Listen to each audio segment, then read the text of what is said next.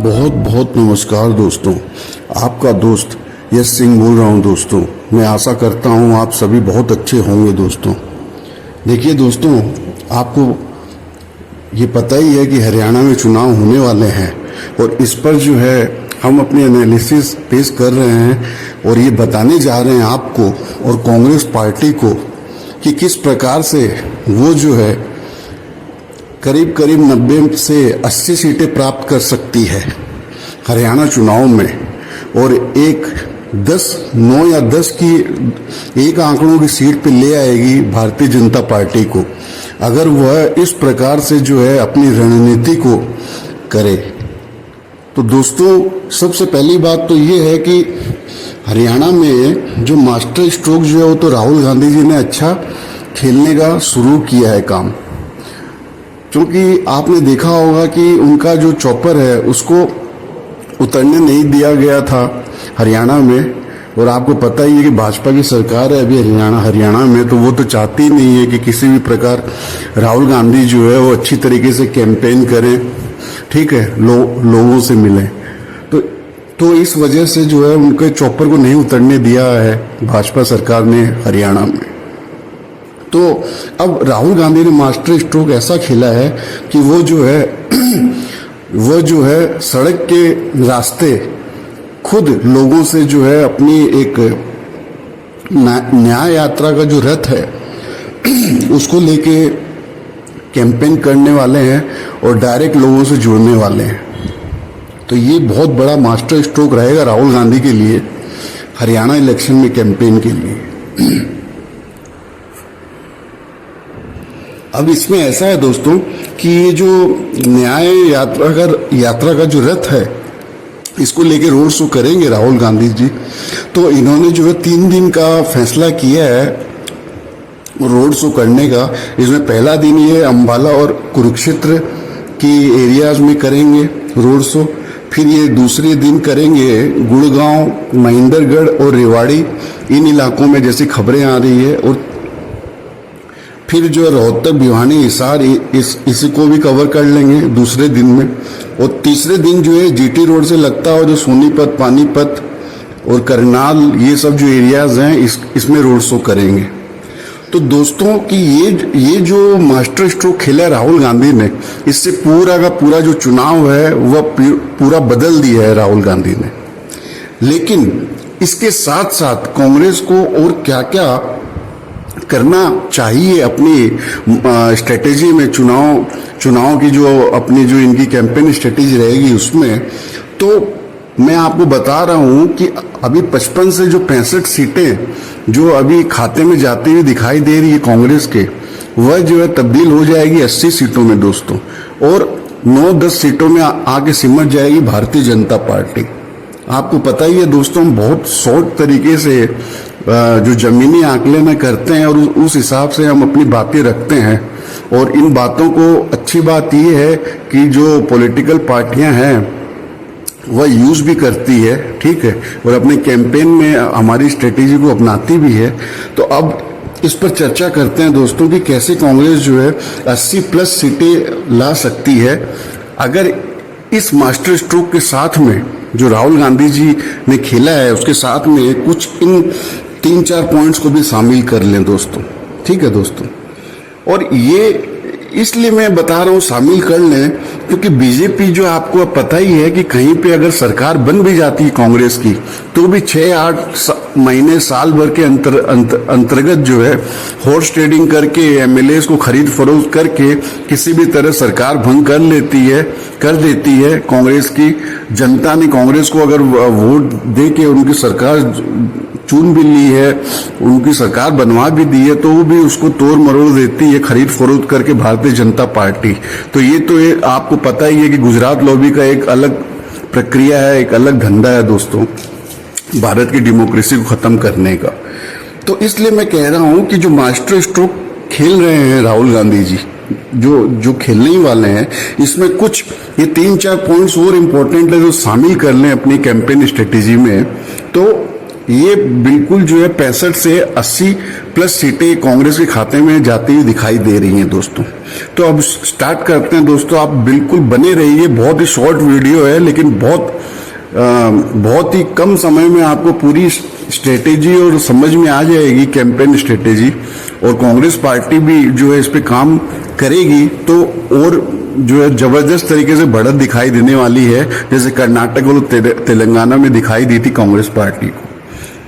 Party को। तो सबसे पहला जो है पॉइंट ये है कि अंबाला, भिवानी, हिसार, रोहतक, जिंद, इन सब एरियाज में तो राहुल गांधी जो है करेंगे न्याय यात्रा रथ के द्वारा रोड शो। तो इन एरियाज में जो अर्बन बेल्ट हैं, इन एरियाज के अंबाला, भिवानी, हिसार, रोहतक, जिंद, इनके अर्बन बेल्ट्स, ठीक है, सिटीज वगैरह जो है इन अर्बन बेल्ट्स में बहुत अच्छी तरीके से जो राहुल गांधी जी अपना कैंपेन करें, इससे बहुत बड़ा फायदा हो जाएगा दोस्तों, ठीक है। क्यों होगा वो भी मैं दूसरे अलग आगे इस पॉइंट में कवर करने वाला हूं। और दूसरा नंबर जो पॉइंट है वो कैंपेन करें खुद कांग्रेस कैंडिडेट्स को साथ लेकर। मतलब जिस भी एरिया में जा रहे हैं वहां का जो कैंडिडेट है कांग्रेस का जो खड़ा हो रहा है चुनाव में, उसको साथ में लेके अच्छी तरीके से जनता में जाके उसके साथ कैंपेन करें, उसे जो है जनता के सामने पूरी सामने पेश करें और जनता से समर्थन उसे प्राप्त करवाएं। तो मतलब कि कैंपेन करें कांग्रेस कैंडिडेट के साथ। इससे ये फायदा होगा दोस्तों कि बाद में जो है वो कैंडिडेट किसी भी हालत में पैसे वगैरह से जो बिक जाते हैं आजकल जीतने के बाद में एमएलएज, वह नहीं कर सकेगा, बहुत कम चांस रह जाएगी, क्योंकि वो जनता में गया हुआ बंदा रहेगा, ठीक है, या जो भी कैंडिडेट रहेगा, तो उसे जो है इतना इजी नहीं होगा बीजेपी के द्वारा झेपना, खरीदना, और जनता से उसका मुंह मोड़ना भी इतना इजी नहीं रहेगा।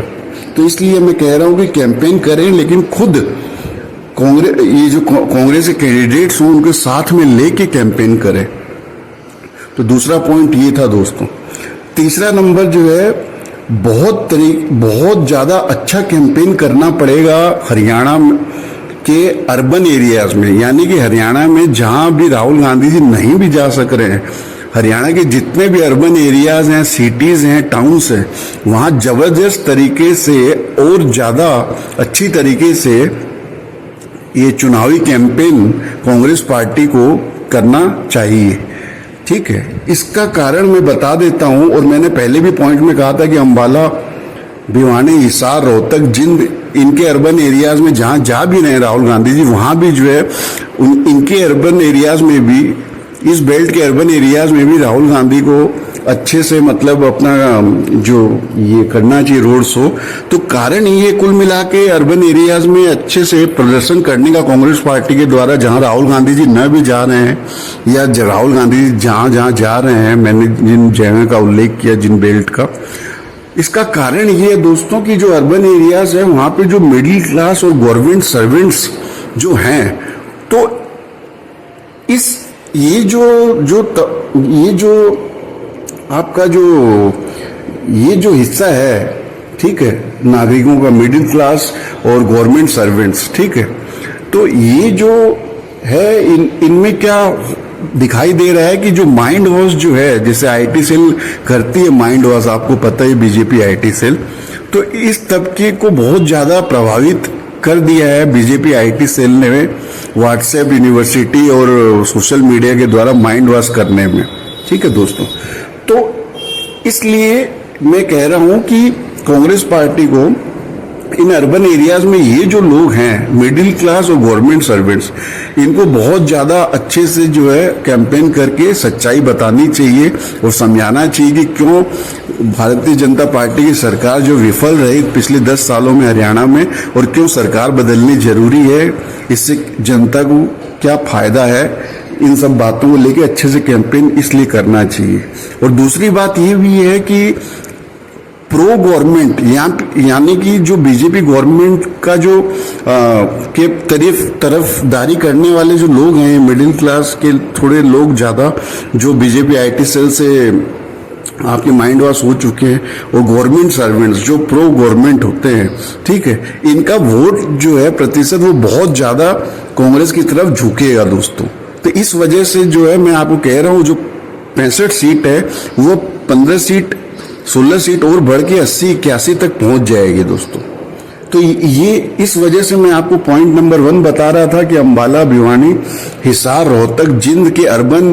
बेल्ट में जहां ऑलरेडी राहुल गांधी जा रहे हैं वहां पे अच्छे से इनको जो है अपना चुनावी प्रदर्शन करना चाहिए। और जिन अर्बन बेल्ट्स में, सिटीज में, टाउन्स में हरियाणा के नहीं भी जा रहे राहुल गांधी जी, वहां भी जो है कांग्रेस पार्टी को अच्छी तरीके से अपना चुनावी कैंपेन करना चाहिए। तो ये था पॉइंट नंबर 3। अब पॉइंट नंबर जो बहुत इंपॉर्टेंट है वो पॉइंट नंबर 4 है। वो ये है दोस्तों, देखिए मैं आपको बता देता हूं कि बहुत ज्यादा, समझ लीजिए आपकी करीब 30 से 35% कैंडिडेट्स, यानी कि टोटल जो 90 सीटें हरियाणा में उसके 30-35 उसमें जो 30-35 कैंडिडेट और जोड़ लीजिए तो 90 तो बीजेपी के कैंडिडेट्स हो ही जाएंगे 90, और 30 और जोड़ लीजिए तो ये जो समझ लीजिए करीब 120 कैंडिडेट जो है इनके खिलाफ जो है कांग्रेस पार्टी लड़ाई लड़ रही है। ठीक है दोस्तों, वो कैसे आप पूछेंगे, तो वो ऐसे कि जो बीजेपी अपने कैंडिडेट्स बीजेपी ने खड़े किए हैं, इसके अलावा भी ये जितनी भी पार्टियां हैं, जैसे कि जेजेपी जो पहले सरकार में रही बीजेपी के साथ में, फिर आईएनएलडी, ठीक है, जो आपकी अभय चौटाला की पार्टी है 2, और फिर आपकी जो है कुछ ऐसे इंडिपेंडेंट कैंडिडेट्स हो गए, ठीक है, जैसे सावित्री जिंदल हो गए, कांडा हो गए। तो इस तरह के जितने भी हैं ये सब के सब जो है वोट कटवा, समझते हैं आप, जो वोट जो है वो काटने का काम करने वाले हैं बीजेपी के लिए ग्राउंड में। तो कांग्रेस पार्टी को ये समझना चाहिए कि कांग्रेस पार्टी जो है वो सिर्फ 90 सीटों पे 90 कैंडिडेट से चुनाव नहीं लड़ रही है, वह 120 कैंडिडेट्स 120-21 कैंडिडेट से जो है अपने टक्कर कर रही है। यानी कि किसी भी एक एरिया में एक कैंडिडेट नहीं, 2 बड़े कैंडिडेट भी हैं, जो एक प्योरली बीजेपी का रहने वाला है और दूसरा जो कैंडिडेट है वो वोट कटवा है, यानी वो भी प्रो बीजेपी का ही काम जो है, प्रो बीजेपी यानी बीजेपी को सपोर्ट करेगा, उसके वोट काटने से बीजेपी को सपोर्ट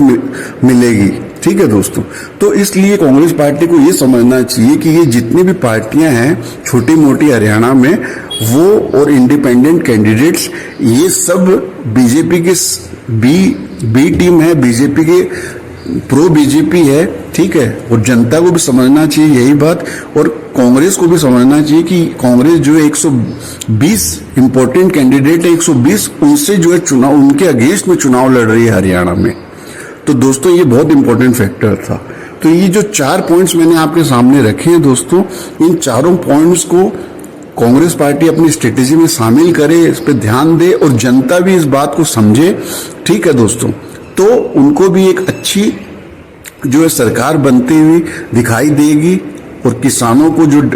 का जो डिमांड है, जो लोगों का नौकरियों का डिमांड है, यूथ का, युवाओं का, और भी जो बहुत सारे मसले हैं जो पिछले 10 साल में भारतीय जनता पार्टी कांग्रेस की जो गवर्नमेंट है वो विफल रही है, वह सब जो है उनको ओवरकम करने में फायदा मिलेगा जनता को, नागरिकों को, हरियाणा के लोगों को। तो ये सारी बातें थी जो बहुत ही शॉर्ट तरीके से मैंने दोस्तों आपके सामने रखी, और आपके सदा ही इसी तरीके से दोस्तों रखते आए हैं, एक क्रिस्प और एक शॉर्ट तरीके से। दोस्तों कुछ एक वीडियोस थोड़े लंबे होते हैं, वो इसलिए लंबे होते हैं कि वहाँ एनालिटिकल बहुत एनालिसिस करके बताया हुआ रहता है, ठीक है, उन वीडियोस में बातें, इसलिए वो वीडियोस कुछ लंबे होते हैं। लेकिन ज़्यादातर मेरी जो इन्फॉर्मेशन मैं आपके सामने पेश करता हूँ वो बिल्कुल जमीनी इन्फॉर्मेशन रहती है, जनता से जुड़ी हुई इन्फॉर्मेशन रहती है, क्योंकि मैं बार बार इस चीज़ पर ही विश्वास करता हूँ, और आप भी विश्वास करते होंगे दोस्तों, कि जीतना जो है इलेक्शंस में चुनाव में कोई भी रॉकेट साइंस नहीं है। अगर आप जनता का क्या मूड है उसको अच्छी तरीके से भांपें, समझें, जनता का जो मुद्दा है, जनता क्या चाहती है, उन चीज़ों को, उन विषयों को आप ठीक से समझें, तो आप कोई नेता हो या आप कोई कैंडिडेट हो या आप कोई पॉलिटिकल पार्टी हो, तो आपको जो है 100% जो है आपको जीत मिलती है दोस्तों। तो ये मेरा मानना है और आप भी शायद यही समझते होंगे, क्योंकि डेमोक्रेसी का मतलब ही यही है कि एकदम जमीनी स्तर पे जो नागरिकों की सोच है, जो डिमांड है, इनको जो भी चीज़ें चाहिए, उनके साथ क्या मसले हैं, उनको क्या सॉल्यूशन चाहिए, इन चीज़ों को आप समझेंगे तो उसे ही दोस्तों जो लोकतंत्र कहते हैं, उसे डेमोक्रेसी कहते हैं, उसे राजनीति कहते हैं। और यही तरीका है राजनीति में आपको जो है अपनी इमेज कायम करने का, सरकारें बनाने का, जीत का दोस्तों। तो आप भी शायद मेरे इन विचारों से जो है ये रखते होंगे। तो दोस्तों आपका जुड़ने के लिए बहुत बहुत धन्यवाद। आपको अच्छे लगे होंगे ये विचार और ये स्ट्रेटेजी और ये जो मैंने आपको बातें बताई, तो कृपया आप शेयर करिए और अपना भी क्या सुझाव है कमेंट कीजिए। आपका जुड़ने के लिए बहुत बहुत धन्यवाद। फिर से आपका दोस्त यश सिंह साइनिंग ऑफ। सत्यमेव जयते।